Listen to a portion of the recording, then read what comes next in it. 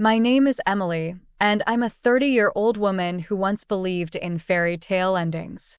2 years ago, my life took an unexpected turn when I met Eric, the man who would become my husband. This is our story, a journey of love, trust, and eventually, betrayal within what seemed like a perfect marriage. It was a regular Saturday morning when fate brought me to the corner cafe.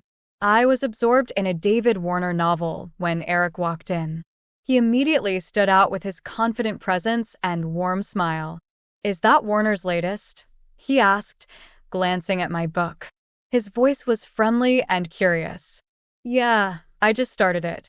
He's always a good read," I replied, surprised at how easily we began talking. We chatted about our favorite authors, and the conversation flowed effortlessly. Eric had a way of making me laugh. His humor was both sharp and charming. As we talked for hours, it felt like we were old friends catching up, not strangers who had just met. In the weeks that followed, Eric and I grew closer. We shared a love for music, especially old jazz, and enjoyed exploring hidden bookstores around the city. He was charming, respectful, and attentive. I found myself looking forward to our dates, each one leaving me more enchanted. One evening, as we walked along the river, Eric's tone became serious. "Emily, I've never felt this way before. I think I'm falling for you," he confessed under the dim streetlights. His words filled me with warmth. "I feel the same, Eric. You're unlike anyone I've ever met," I admitted, my heart racing with excitement and a bit of fear.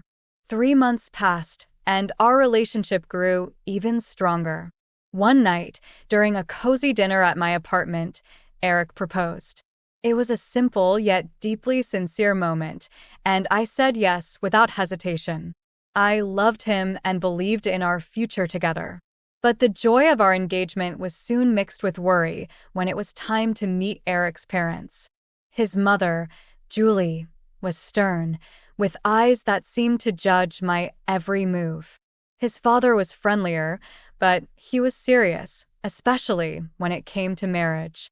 During a formal dinner at their house, Eric's father brought up the idea of a prenuptial agreement. "It's just practical," he said plainly. The request caught me off guard, especially given my past experience with a cheating ex-boyfriend. I understood the need for a prenuptial agreement, so I agreed, but I had one condition. If either of us cheats, the cheater owes the other $200,000, I said, steadying my voice. Eric looked surprised but also impressed. "I promise, Emily, I'd never cheat on you," he said sincerely. I wanted to believe him and trust that this time, my heart was safe. Our wedding was beautiful, filled with laughter, dancing, and promises of forever. The first year of our marriage felt like a dream. We traveled to romantic places, enjoyed quiet evenings at home, and supported each other's goals. Eric wasn't just my husband, he was my best friend, my confidant. After the excitement of the wedding, we settled into married life more smoothly than I had expected. That first year felt like we were living in a bubble of happiness, untouched by the outside world. Our honeymoon in Lyon was magical. Walking along the Verneysen, we were just two lovebirds in a city of love. "Can you believe we're here?" I asked Eric one evening as we watched the Lyon Cathedral light up. He pulled me close and said, "With you, I can believe anything. This is just the start for us, Emily." Those days were filled with laughter, romantic dinners, and dreams of our future together. We returned home with a suitcase full of memories and a bond that felt unbreakable. Back home, our days fell into a comfortable routine. Eric would kiss me goodbye every morning before work, and I'd have dinner ready when he got back. We talked about everything and nothing, our conversations stretching late into the night. One evening, as we cleaned up after dinner, Eric said, I never thought I'd be this happy just doing everyday things like washing dishes." I playfully splashed some water at him. "That's because you have an amazing wife." It's all about good company, I teased. He laughed, catching the water in his hands. Absolutely. Marrying you was the best decision of my life. Despite our happiness, there was growing pressure from others to start a family. At family gatherings, Eric's mom, Julie, would often drop not so subtle hints. So, when are we going to hear some good news? She asked during one Monday lunch, her voice full of expectation. I tried to play it off with a joke, saying, "Oh, you'll be the first to know when there's news." But her persistence only grew over time, and it started to wear on me. Eric noticed my discomfort and reassured me, "Don't let my mom get to you. We'll start a family when we're ready, not a minute sooner." Despite the pressure, our first year of marriage was wonderful. We celebrated our first anniversary with a quiet dinner at home, and Eric surprised me with a necklace I had admired months ago. Happy anniversary, Emily. Here's to many more years of happiness, he said, his eyes full of love. I felt tears in my eyes as I thanked him. Thank you, Eric. I couldn't have asked for a better partner in life. That night, as we cuddled on the couch, I felt incredibly lucky. I had a husband who loved me, a cozy home, and a future that looked bright. As our third year of marriage began, the pressure from Eric's family, especially his mother Julie, started to get to me. It wasn't just about starting a family anymore, her criticisms touched every part of our lives. Julie had a way of showing her disapproval, often disguised as helpful comments. Every visit turned into a nightmare for me. One afternoon, while I was setting the table for lunch, she walked into the kitchen and looked at the food with a disapproving frown. Is this what you're serving? A bit simple, don't you think? Julie renounced, her tone full of disdain. I clenched my jaw, trying to stay calm. I thought we'd enjoy something light today, I replied. She just sniffed, muttering under her breath about proper meals and good housekeeping. Her comments weren't just about my cooking. She found fault in everything I did, from how I decorated the house to how I spent my free time. Nothing was off limits. One evening, while Eric and I were relaxing in the living room, Julie decided to give her opinion. You know, Emily, if Eric gave me the money he spends on you, I could hire a proper cleaner and a cook. Eric looked uncomfortable, but didn't say anything. His silence felt like a betrayal. I was angry but managed to say, well, Julie, I'm doing my best here. What hurt the most was how Eric's attitude started to change. He began echoing his mother's criticisms, though more subtly. After one of Julie's visits, Eric casually mentioned, Mom might have a point about the house. Maybe we should consider getting some help. I felt a pang of hurt and frustration. So you think? I couldn't handle it either. No, that's not what I meant. Eric tried to backtrack, but the damage was already done. The constant criticism and Eric's growing distance were putting a strain on our marriage. We started arguing over small things, and our once easy conversations turned tense. After one particularly heated argument, I found myself asking, what happened to us, Eric? We used to be on the same team. Eric ran a hand through his hair, looking frustrated. I don't know, Emily. Everything just feels so complicated now. That night, I went to bed feeling lonely and misunderstood. Julie's negative comments had not only invaded my home but were also creeping into our marriage, making me wonder if our love was strong enough to survive this constant negativity. As we entered the fourth year of our marriage, I started to feel uneasy. The bright flame of our love seemed to flicker under the shadow of doubt and mistrust. It began with phone calls, several of them from someone named Gary. I noticed how Eric's behavior changed whenever that name appeared on his phone. One evening, while we were watching TV, his phone rang again, showing Gary's name. Eric quickly silenced it and put the phone away, but not before I saw the nervous glance he gave me. Who's Gary? I asked, trying to sound casual, though my heart was pounding. Oh, just a new guy at work. No one important, Eric replied, but his voice sounded too relaxed, like he had rehearsed his answer. His behavior started to change. He began coming home late from work with flimsy and inconsistent excuses. He also started dressing differently, trading his casual clothes for sharp, tailored suits. Working late again? I asked one night as he got ready to leave, noticing how dressed up he was. Yeah, big project, he said, avoiding my eyes. Don't wait up. One day, my frustration reached a breaking point. As Eric was about to leave for another late night at work, I confronted him. This isn't like you, Eric. What's really going on? I demanded, my voice trembling with a mix of anger and fear. Eric sighed, his face showing a mix of guilt and annoyance. I told you, it's just work. Why can't you trust me? Eric said, frustrated. Because you're hiding something. You're never here, and when you are, it's like you're a million miles away. I shot back, my eyes filling with tears. Eric didn't respond. He just grabbed his coat and left, leaving me standing there, feeling more alone than ever. That night, as I lay in our empty bed, I made a decision. I couldn't keep living in this limbo of doubt and suspicion. I needed to know the truth, whatever it was. The next morning, I called a private detective. It felt like a betrayal, but the constant worry and uncertainty were eating me alive. I needed answers, no matter what they revealed about the man I thought I knew.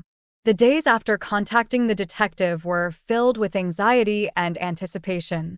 I felt like I was walking on a tightrope, trying to keep everything normal while my world was quietly falling apart. Then the call came, and with it, the shattering of my last hope. Mrs. Joseph, we have conclusive evidence. I'm afraid your suspicions were correct. The detective's voice was serious, heavy with the weight of the news. He explained that Eric had been having an affair. The mysterious Gary on his phone was actually a woman. My heart sank as he detailed their meetings, providing timestamps and photos. It was undeniable. I sat there with the phone in my hand, feeling a mix of devastation and vindication. My worst fears were now cold, hard facts. Despite the pain, I decided not to confront Eric immediately. I needed more than just proof of his infidelity. I needed to understand the full extent of his deceit. One evening, as I passed by his home office, I overheard a conversation that sent chills down my spine. Eric was talking to his mother, Julie. Mom, I'm planning to end it with Emily after your birthday. Eric's voice was cold, lacking any affection he once had for me. Oh, that's wise, dear. Just make sure she gets me a nice 62 birthday present before you drop the bomb, Julie replied, her voice so callous it took my breath away. I leaned against the wall, feeling sick. Not only was my husband unfaithful, but he and his mother were plotting against me, waiting to use me for one last expensive gift before discarding me. Fueled by a mix of anger and resolve, I knew what I had to do. I decided to play along, acting as if nothing was wrong while secretly gathering more evidence of Eric's infidelity. The detective provided me with everything: photos, videos, and even audio recordings. I was building my case, preparing for the moment I would strike back. Each night, as I lay in bed next to the man who had betrayed me, a plan began to form. I would wait until after Julie's birthday, letting them believe they had outsmarted me. But when they least expected it, I would reveal everything and turn the tables. As Julie's 62 birthday approached, I put on a mask of ignorance, pretending everything was normal. Inside, I was filled with anger, betrayal, and a fierce determination to see my plan through. A few days before the birthday, Julie casually mentioned her upcoming celebration during a family dinner. So, Emily, I'm expecting a grand 62 birthday. You must have planned something special for me, she said with a sly smile, clearly anticipating a lavish gift. Keeping my emotions in check, I replied with fake enthusiasm, Of course, Julie. I've arranged a dinner at the city's most luxurious restaurant. It'll be a night to remember. Her eyes lit up with delight, not realizing the trap I was setting. Oh, how wonderful. I can't wait. Just a small family gathering, right? Yes, very intimate and exclusive, just for close family. I confirmed, my words laced with hidden irony. Later that night, Eric approached me, suspicion in his voice. That's quite a generous plan for Mom's birthday. Are you sure about this? I looked at him, keeping my composure. Absolutely. It's a significant birthday, and I want to do something special for her. Eric seemed satisfied but puzzled by my willingness to indulge his mother. As the day of the dinner drew near, I made the final arrangements. I confirmed the booking in Julie's name, rechecked the guest list, and ensured everything was set for the grand evening. On the surface, I was the dutiful wife and daughter-in-law, but underneath, I was ready to expose the betrayal and deceit that had poisoned our marriage. The night before the dinner, as I lay in bed, I felt a twisted sense of satisfaction. I was hours away from turning the tables on Eric and Julie. They thought they were using me for one last benefit before discarding me, but little did they know, I was the one in control now. The evening of Julie's 62nd birthday was set in a luxurious restaurant, every detail meticulously planned to reflect the grandeur of the occasion. As Julie basked in the luxury, she had no idea what was about to unfold. I played the role of the gracious daughter-in-law, hiding my inner turmoil behind a practiced smile. As dinner came to an end, the waiter presented the bill. It was $6,200. I reached for my card with a steady hand, even though my heart was pounding. After I swiped the card, I glanced around the table. Julie had a satisfied smirk, and Eric looked uneasy. Thank you for such a wonderful evening, Emily. This is truly generous, Julie said, her voice dripping with insincerity. Then Eric leaned in, his voice full of mockery. By the way, Emily, I want a divorce.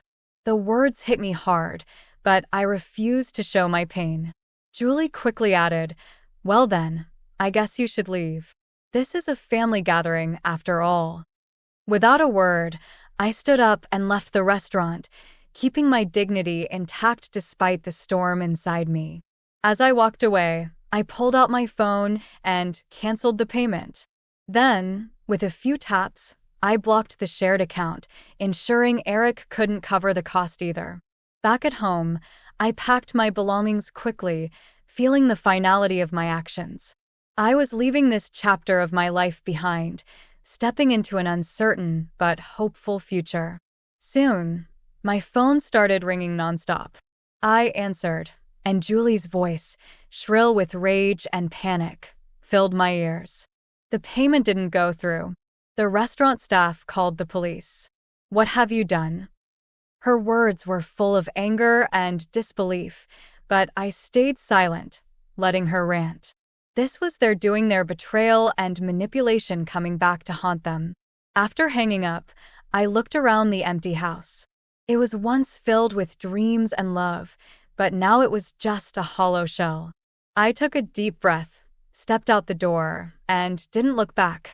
The calls kept coming, desperate pleas for help that I no longer felt obligated to answer. I had made my move, exposed their deceit, and now it was time for me to rebuild my life away from the lies and pain that had consumed me for too long. After leaving my marital home, I spent a restless night at a friend's place, my mind racing with thoughts of what I needed to do next.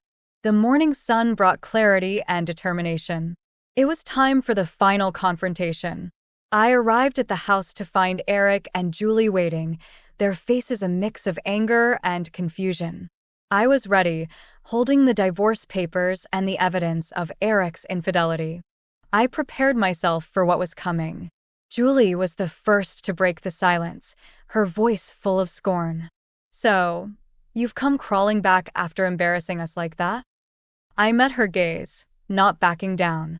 I'm not here to crawl. I'm here for a divorce. Eric, who had announced our divorce just a day ago, suddenly tried to backtrack. Emily, can't we talk about this? It was a mistake.